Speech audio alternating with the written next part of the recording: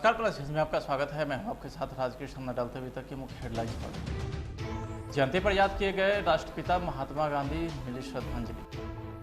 गांधी जयंती पर स्वच्छ भारत मिशन 2 की हुई शुरुआत। नीति आयोग की रिपोर्ट पर सीएम ने कहा अभी कुछ पता नहीं। और चक्रवाती गुलाब का असर नालंदा में भी देखने को मिला, जनजीवन हुआ अस्त व्यस्त। अब खबरें विस्तार से। देश के राष्ट्रपति महात्मा गांधी को उनके जयंती पर याद कर रहा है। महात्मा गांधी की जयंती के मौके पर देश भर में कई कार्यक्रम का आयोजन किया गया है। प्रधानमंत्री नरेंद्र मोदी सुबह सवेरे दिल्ली स्थित राजघाट पहुंचे और उन्होंने बापू की समाधि स्थल पर पुष्पांजलि अर्पित करते हुए नमन किया है। तो वहीं इस खास मौके पर पीएम नरेंद्र मोदी ने स्वच्छ भारत मिशन 2 की शुरुआत की है। इसके लिए उन्होंने देशवासियों से एक बार फिर से सहयोग और समर्पण की अपील की है। देशवासी बिहारवासी से अपील किया है कि गांधी जयंती के अवसर पर संकल्प ले कि देश और राज्य को कचरा मुक्त करना है। एक नई राह दिखाई, बल्कि उनकी पूरी सोच को बदला। सत्य और अहिंसा के पथ का पालन बापू ने सदैव किया। बिहार के मुख्यमंत्री नीतीश कुमार, राज्यपाल फागू चौहान ने भी राष्ट्रपिता महात्मा गांधी को श्रद्धांजलि देते हुए अपने शब्दों में उन्हें श्रद्धा सुमन अर्पित किया है। राष्ट्रपिता महात्मा गांधी के साथ साथ पूर्व प्रधानमंत्री लाल बहादुर शास्त्री पर भी उनकी जयंती पर नमन किया गया। बिहार में बापू की जयंती को खास बनाने के लिए विशेष अभियान भी चलाया गया है। 2 अक्टूबर को टीकाकरण का महाअभियान का आयोजन किया गया। इस दौरान अधिक से अधिक लोगों को वैक्सीन लगाने का भी लक्ष्य स्वास्थ्य विभाग ने रखा है। माननीय उप मुख्यमंत्री श्री तारकिशोर प्रसाद,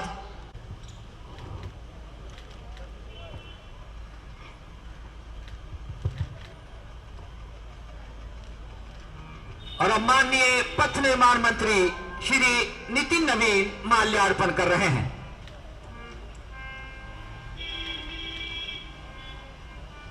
साथ ही उपस्थित सभी गणमान्य व्यक्ति भी अकेबाद डिग्री कर्मानुसार भारत के पूर्व प्रधानमंत्री लाल बहादुर शास्त्री के प्रतिमा के समक्ष माल्यार्पण कर रहे हैं।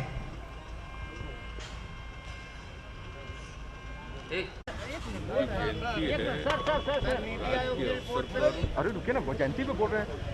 आकर सब लोग इसी बात को याद करते हैं।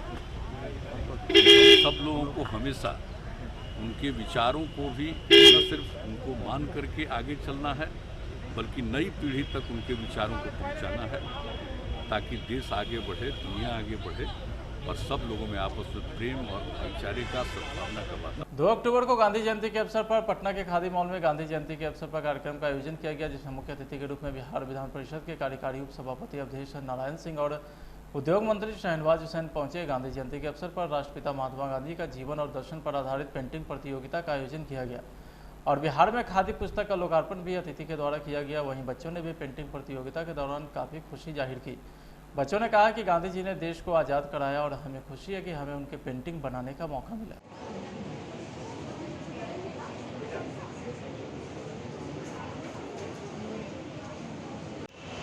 जो ऐसे भी आ गए हैं वो जाते हुए इस बात का प्रण लेकर जाएंगे कि आज के बाद वो इस साल आज़ादी के 75वीं वर्षगांठ है और हम लोगों की अमृत महोत्सव चल रहा है, तो खादी को बढ़ावा देंगे, खादी पहनेंगे। जो लोग पैंट शर्ट भी पहनते हैं उनके लिए भी खादी में सारी चीज़ों की व्यवस्था है। सत्येंद्र जी के भजन को अपनाने की ज़रूरत है जो उन्होंने बापू के सम्मान में यहाँ पे गाया। मैं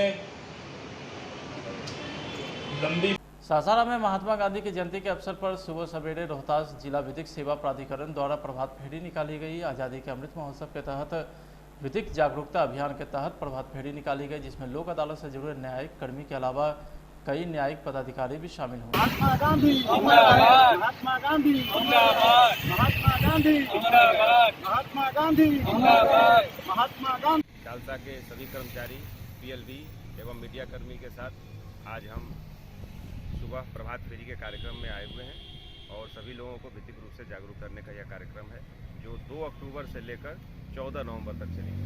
सर ये कोई शिविर भी लगने वाली है दिसंबर में सर? इसमें 2 अक्टूबर से लेकर 14 नवंबर तक शिविर लगेगी और 11 दिसंबर 2021 को परमानेंट नेशनल लोक अदालत भी लगाएगी। सर का शुभ नाम? अमित राज, सचिव खालसा।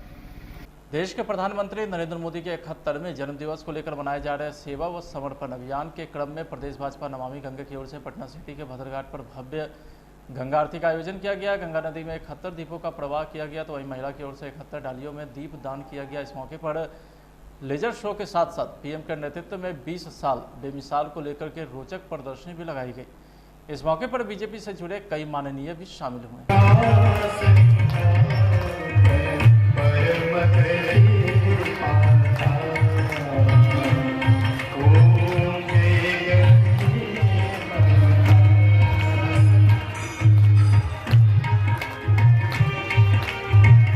रहनी चाहिए, अच्छा लगेगा। मैं पुनः श्री प्रभाकर कुमार मिश्रा जी से स्वागत और अनुरोध करूंगी कि 135 करोड़ भारतीयों की आशा और आकांक्षा के प्रतीक भारत के यशस्वी प्रधानमंत्री आदरणीय नरेंद्र मोदी भाई के जन्म उत्सव के अवसर पर पटना सिटी के भद्रघाट में नमामि गंगे भाजपा के द्वारा आयोजित गंगा की महाआरती में आए सभी समस्त श्रद्धालु, नेतागण और प्रशासनिक पदाधिकारी को मेरी ओर से बहुत बहुत धन्यवाद जी। लगभग कितने की संख्या में यहाँ श्रद्धालु पहुँचे? अब संख्या तो माने असीमित थी, संख्या का गिनती नहीं, 2-4-5 हजार से ऊपर का बात है जी। चलिए। यशस्वी प्रधानमंत्री जी के जन्मदिन से लेकर 17 सितंबर से 7 अक्टूबर तक 20 दिन का जो सेवा समर्पण पखवाड़ा मनाया जा रहा है, चाहे वो किसान सम्मान, जवान सम्मान का हो, चाहे वृक्षारोपण के तहत वृक्ष लगाने की बात हो, या अपने महिलाओं के सम्मान करने की बात हो, निर्धन असहाय के बीच में पठन पाठन सामग्री और चावल दाल अनाज वितरण करने की बात हो, उसी कड़ी में नमामि गंगे की ओर से निर्मल अविरत धारा का संकल्प लेते हुए आज भद्रघाट पर आप देख रहे हैं भव्य तैयारी चल रही है। और उसी निमित्त आज थोड़ी देरों के बाद गोधली बेला में यहाँ पे भव्य आरती का आयोजन किया गया है, जहाँ पे एक तरफ देख रहे हैं कि माननीय प्रधानमंत्री जी के 20 साल बेमिसाल की जीवन गाथा पर यहाँ पे वीडियो फिल्माया जा रहा है, दूसरे तरफ एक फ़ोटो गैलरी भी लगाई गई है, लेजर शो भी किया गया है। और अब देख रहे हैं कि 5 वेदी बनाए गए हैं यहाँ पर, 5 वेदी पर वैदिक मंत्रों द्वारा गंगा आरती का प्रबंध किया गया है। और यहाँ पर सबसे अच्छी बात है कि फ्लोटिंग जो जहाज़ है उस पर सभी हमारे माननीय मुख्य अतिथि अपने उत्तर प्रदेश के महेंद्र पांडे जी, स्वास्थ्य मंत्री मंगल पांडे जी, अपने स्थानीय विधायक और पूर्व मंत्री माननीय नंदकिशोर यादव जी, लोकसभा सदस्य पूर्व कानून मंत्री रविशंकर जी, नितिन नवीन जी, सड़क निर्माण मंत्री और अपने अध्यक्ष प्रदेश के अध्यक्ष डॉक्टर संजय जायसवाल जी और बिहार के उप मुख्यमंत्री तारकिशोर बाबू, ऐसे कई गण्यमान अभी इस कार्यक्रम में शरीक होकर और उद्घाटन करेंगे। निश्चित तौर पे नमामि गंगे की ओर से जो सेवा समर्पण भाव के तहत ये भव्य आरती का आयोजन हो रहा है और यहाँ पर श्रद्धालु लोग भी इस आरती का आशीर्वाद लेने के लिए, दर्शन करने के लिए यहाँ पर उपस्थित हैं। तो मैं इन आयोजन पर ढेर सारी शुभकामनाएं देता हूँ और साथ ही साथ जो भी सेवा समर्पण अभियान 7 तारीख तक चलाया जाना है, उस अभियान को ज़्यादा गति दे, ज़्यादा से ज़्यादा गांव, देहात और शहर में सेवा समर्पण के माध्यम से लोगों तक अपनी सेवा को समर्पित करें। धन्यवाद। मैं संजीव कुमार यादव, किसान मोर्चा प्रदेश उपाध्यक्ष।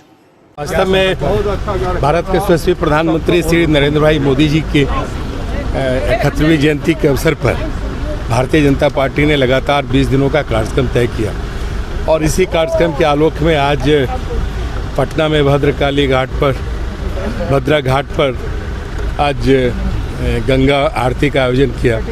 काफ़ी अलौकिक दृश्य था और हम सबों ने ईश्वर से माननीय प्रधानमंत्री जी के लंबे जीवन की कामना की, माँ गंगे से प्रार्थना की और गंगा कैसे शुद्ध रहे इसके लिए एक संदेश भी देने का हम सबों ने कहा। बिहार में विधानसभा के 2 सीटों पर होने वाले उपचुनाव को लेकर के एनडीए की तरफ से अपने उम्मीदवारों की घोषणा कर दी गई है। गठबंधन के दोनों प्रमुख पार्टी ने साफ कर दिया है कि वह चुनाव में जीत के लिए साथ काम करेंगे, लेकिन यह गठबंधन यूपी में साथ होगा या नहीं, इस पर अभी तक कोई फैसला नहीं हो सका है। यूपी के चुनावी रन में भाजपा के साथ गठबंधन को लेकर के पार्टी ने आरसीपी सिंह को जिम्मेवारी सौंपी है। अब उन्होंने साफ कर दिया है कि बिहार की तरह यूपी में भी दोनों मिलकर साथ चुनाव में उतरेंगे। नीति आयोग की रिपोर्ट में बिहार की स्वास्थ्य व्यवस्था पर सवाल उठाए गए हैं। खासतौर पर मरीजों के लिए बेड की संख्या प्रति 1 लाख पर सिर्फ 6 बेड बताया गया, जो देश के किसी भी राज्य में सबसे कम है। बिहार सरकार के सभी मंत्री नीति आयोग की इस रिपोर्ट पर सवाल भी उठा रहे हैं, तो वहीं बिहार के सीएम नीतीश कुमार ने भी इस मुद्दे पर चुप्पी साध ली और इस पर किसी प्रकार के बात करने से बचते नजर आए। नीति आयोग ने स्वास्थ्य व्यवस्था पर सवाल खड़े किए हैं बिहार के, बोल रहे हैं पता नहीं। वहीं नीति आयोग की रिपोर्ट में बिहार के स्वास्थ्य व्यवस्था के पिछड़ने पर बीजेपी एमएलसी नवल किशोर यादव ने कहा है कि जहां हमारे राज्य में स्वास्थ्य व्यवस्था का कोई स्थान नहीं था, देश के अंतिम पायदान पर थे, वहां हमारा स्थान 15वां आया है। हम आगे और भी अच्छा करेंगे। रिपोर्ट के मुताबिक स्वास्थ्य व्यवस्था में बिहार को 15वां स्थान दिया गया है। देखिए, 15वां स्थान आया। जिस राज्य में स्वास्थ्य व्यवस्था पर कोई स्थान ही नहीं था, देश के अंतिम पायदान पर थे, कोई पेशेंट भी नहीं जाता था, कोई इंटरटेन भी नहीं करता था, इतने सुधार के बावजूद हम 15वें स्थान पर आए हैं, तो आप सोचें कि हम कितना नीचे पायदान पर थे। और यह एक उम्मीद आप लोगों को भी जगनी चाहिए कि जब हम इतना नीचे रसातल से खींच के हमारी सरकार, एनडीए की सरकार ने 15वां स्थान पर लाया है, तो पहला स्थान पर भी तत्काल ही जिस रफ्तार से सरकार इस पर नज़र रखी है, वो पहला स्थान पर भी आएगा। तो जब बिहार इतना अच्छा प्रदर्शन कर न भागने का, मंगल पांडे बोलने वाले आदमी भागे क्यों? आज उन्होंने नहीं बोले। नहीं बोलने का मन होगा, कोई ज़रूरी थोड़ी है कि जब आप आइएगा तब बोलने ही का मन होगा। बहुत तरह की बात है, इसलिए वो अपना रिपोर्ट को देख लेंगे, कोई काम में फंसे होंगे। मंगल पांडे जी बोलने वाले आदमी हैं और किसी चीज़ का सामना करते हैं, वो किसी से कतराते नहीं हैं। और मंगल पांडे जी ने स्वास्थ्य व्यवस्था में जितना बेहतर काम किया है, वो सराहनीय है। बड़ी खबर पटना से सामने आ रही है। मुख्य सचिवालय में चल रही नीतीश कैबिनेट की अहम बैठक खत्म हो गई है। बैठक में कुल 18 एजेंडों पर मुहर लगी है। इस बैठक में कई महत्वपूर्ण फैसले लिए गए हैं। नीतीश कैबिनेट में महत्वपूर्ण निर्णय लेते हुए अब निजी क्षेत्र के साथ भागीदारी करते हुए खाद्य विभाग के लिए गोदामों के निर्माण के प्रस्ताव को मंजूरी दी है। इसके अलावा सरकार ने पटना नगर निगम समिति, फुलवाड़ी, खगौल के इलाकों में डीजल से चलने वाली तिपहिया वाहन पर लगने वाली रोक की समय सीमा बढ़ा दी है। बिहार पुलिस अकादमी राजगीर में 4000 सिपाही के रहने के लिए बैरक भी बनेगा। बिहार के पुलिस महकमे से एक बड़ी खबर निकल के सामने आ रही है, जहां मुख्यालय ने बिहार के पुलिस जवानों से लेकर के अधिकारी तक की छुट्टी कैंसिल कर दी है। दुर्गा पूजा को देखते हुए पुलिस मुख्यालय ने यह आदेश जारी किया है। पुलिस मुख्यालय के आईजी की तरफ से जारी किए गए इस आदेश में पटना सहित राज्य के सभी जिलों के पुलिसकर्मी की छुट्टी को रद्द किया गया है। चक्रवाती गुलाब का असर नालंदा में भी देखने को मिला है। आपको बता दें कि जिले में हो रही तेज बारिश के कारण जनजीवन अस्त व्यस्त हो गया है। तो वहीं सकरी नदी व पंचान नदी में अचानक आई उफान के बाद गिरिया व कतरीसराय के कई गांव पानी से घिर गए। इधर सकरी नदी में आई अचानक उफान के कारण दर्जनों गांव बाढ़ के पानी से घिर गया है।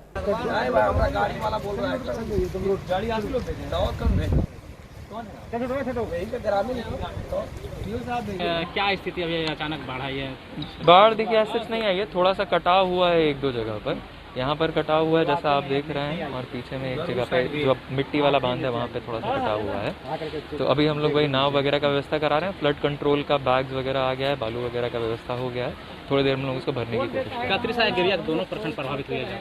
नहीं, अभी फिलहाल तो यही एक पार्ट कटा है जो नदी से आप देख रहे हैं। बाकी हम लोग अभी एसेस कर रहे हैं। अभी फिलहाल यही इसको बंद करवाने की कोशिश। गिरिया के भी कई गाँव ऐसे हैं जो प्रभावित? हाँ, वही हम लोग चल के भी देखेंगे, ठीक है, उसी को एसेस करने वाले। बिहार सचिवालय सेवा संघ के अधिकारी पटना के गर्दनीबाग में 1 दिवसीय सांकेतिक उपवास पर बैठे हैं व धरना प्रदर्शन कर रहे हैं। उनकी 2 मांगे हैं। पहली मांग पदनाम परिवर्तन और दूसरी मांग है रिक्त स्थान है उन पर जल्द से जल्द बहाली की जाए।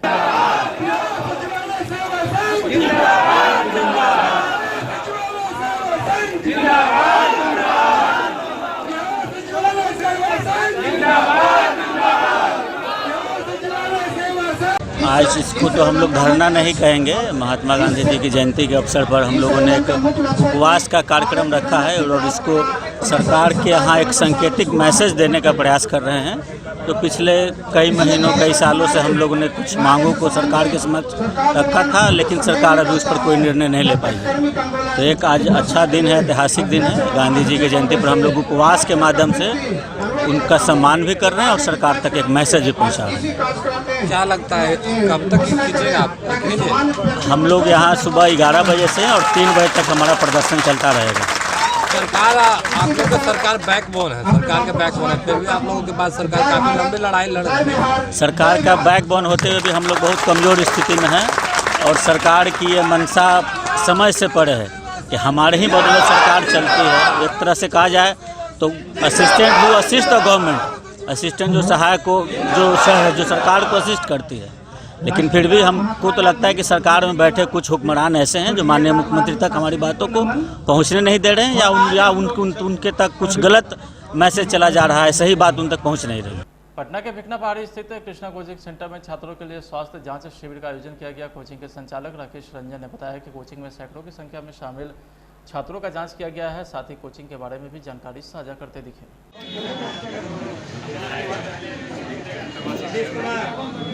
कृष्णा कोचिंग में सर आज फ्री हेल्थ चेकअप का आयोजन किया गया है, आखिर क्यों? I am Amod Kumar, faculty of English of Krishna coaching centre.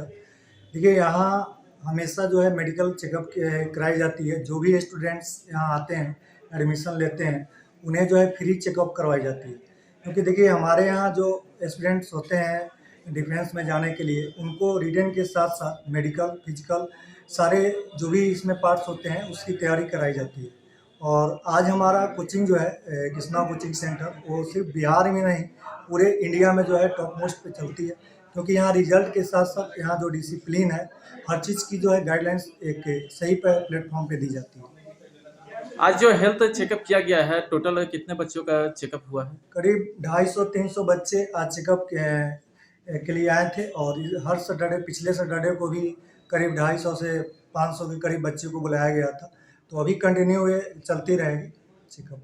तो इस चेकअप के दौरान सबसे ज़्यादा जो समस्या किस चीज़ का निकल के सामने आई है? बच्चे को मेनली जो प्रॉब्लम होता है, नौकरी वगैरह प्रॉब्लम होता है, फ्लैट फुट प्रॉब्लम होता है, कोई स्टूडेंट्स को एंगल वगैरह जो है हाथ में पैर में उसमें प्रॉब्लम होता है, ईयर हुआ, चेस्ट हुआ, ECG वगैरह। तो ECG ये सब जो भी प्रॉब्लम होते हैं बच्चे को बताए जाते हैं, उसके लिए डॉक्टर सलाह देते हैं। फिलहाल आज की खबरें इतना ही। आप देखते रहिए प्लस न्यूज़। नमस्कार। আরেকজনে বসে বসে রং মাখে এমন, একজনে ছবি আঁকে এক মনে এমন, আরেকজনে বসে বসে রং মাখে, একজনে সুর তোলে এক তালে এমন, আরেকজনে মন্দিরাতে তাল তোলে এমন, একজনে সুর তোলে এক তালে এমন। আমার বেসুরা সব ধরে দেখো